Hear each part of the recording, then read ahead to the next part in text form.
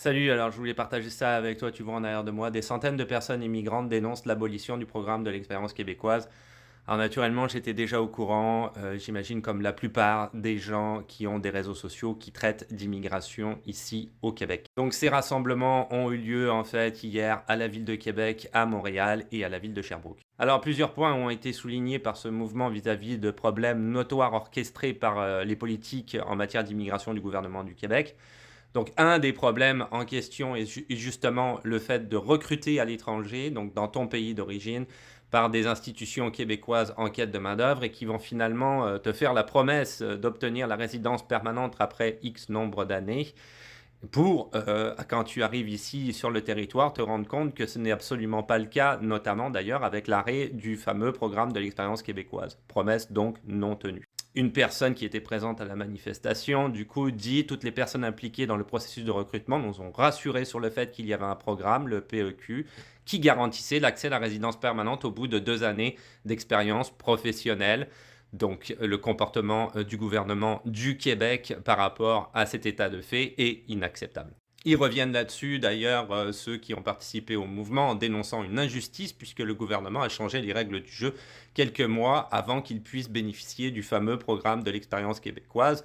Donc, soit certains se disaient, bon ben voilà, j'arrive finalement en bout de processus, je vais avoir la résidence permanente et non, ou d'autres personnes pouvaient, si tu veux, puisque ça prend quand même un certain nombre de temps maintenant, puisque le gouvernement du Québec a beaucoup changé ses programmes en matière d'immigration depuis ces dernières années, donc ça prend un certain nombre de temps en tant que résident temporaire avant, si tu veux, de pouvoir légitimement te dire je vais embarquer dans le programme de l'expérience québécoise afin d'obtenir le fameux CSQ, le sésame vers la résidence permanente.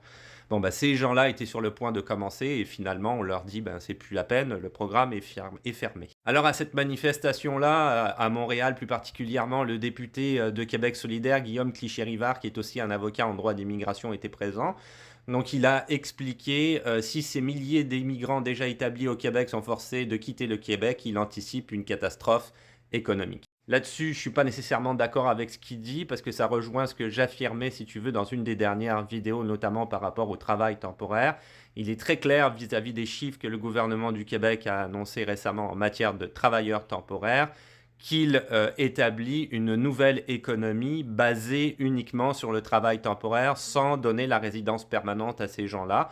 Donc, si tu veux, son objectif, c'est d'avoir des travailleurs qui se renouvellent sans cesse et qui ne coûtent pas beaucoup à l'État. Donc, c'est la manière de faire. Donc, je ne pense pas qu'il y aura nécessairement, du coup, une grande catastrophe économique à cause de ça, à partir du moment où il y a des gens qui vont continuer à venir en tant que travailleurs temporaires.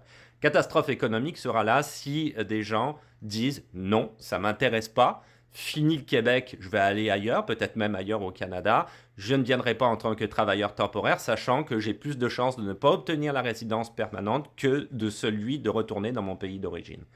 Là, oui, à partir de là, il y aura potentiellement une catastrophe économique. Et donc, je terminerai cette petite vidéo rétrospective, si tu veux, du mouvement avec lequel je suis entièrement solidaire pour décrier la façon de faire du gouvernement du Québec vis-à-vis de sa politique d'immigration. La réponse du gouvernement, donc dans une réponse écrite, le cabinet de Jean-François Roberge, qui est donc, je te le rappelle, le ministre de l'immigration pour le Québec, invite tous ceux qui souhaitent obtenir la résidence permanente à passer par le nouveau programme, le programme de sélection des travailleurs qualifiés, le PSTQ. Je cite, grâce au PSTQ, nous favoriserons les diplômés du Québec qui ont une expérience de travail et les travailleurs étrangers déjà sur le territoire. Il faut que tu saches une chose, c'est que là-dedans, si jamais, j'en avais parlé dans une des dernières vidéos, tu travailles à Montréal, à la grande région de Montréal, communauté métropolitaine de Montréal, tu as très peu de chances, entre autres, d'obtenir la résidence permanente. Alors en plus de ça, tout le monde sait que vu le nombre de travailleurs temporaires qu'il y a en ce moment sur le territoire, soit 270 000 travailleurs étrangers temporaires et l'annonce du gouvernement du Québec qui table à 60 000, le nombre de résidents permanents pour 2025, ça passera à 45 000 en 2026. Il n'y aura que très peu d'élus, c'est certain. Bon, pour les autres, voilà. Et la plupart des gens qui sont dans les processus d'immigration le savent très bien.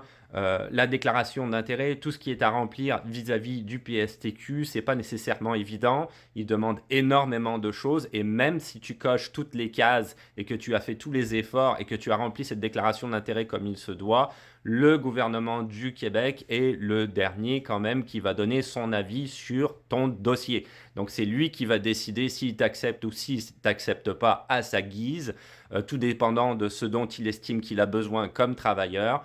Donc voilà, c'est vraiment c'est le loto, quoi. C'est le loto, comme je le dis tout le temps. Donc pour le moment, si on se fie à ce que vient d'affirmer le gouvernement du Québec, il n'y aura pas de rétroaction par rapport aux décisions qui ont été prises vis-à-vis du programme de l'expérience québécoise. On croise les doigts et on espère qu'effectivement ils vont changer d'avis. C'est pas la première fois que le gouvernement fait un petit retour en arrière, même s'il n'affirme jamais que c'est un échec, hein. C'est toujours une nouvelle manière de faire selon lui, mais en tout cas ça c'est encore un autre problème. Bref, on croise les doigts et on espère que ça va aller bien. Je suis de tout cœur avec tout le monde. Évidemment, j'aimerais que les dossiers de chacun soient acceptés, mais je ne sais pas si ça sera possible. Donc, j'espère que ton dossier à toi sera accepté si tu regardes ma vidéo. Là-dessus, je te dis à plus.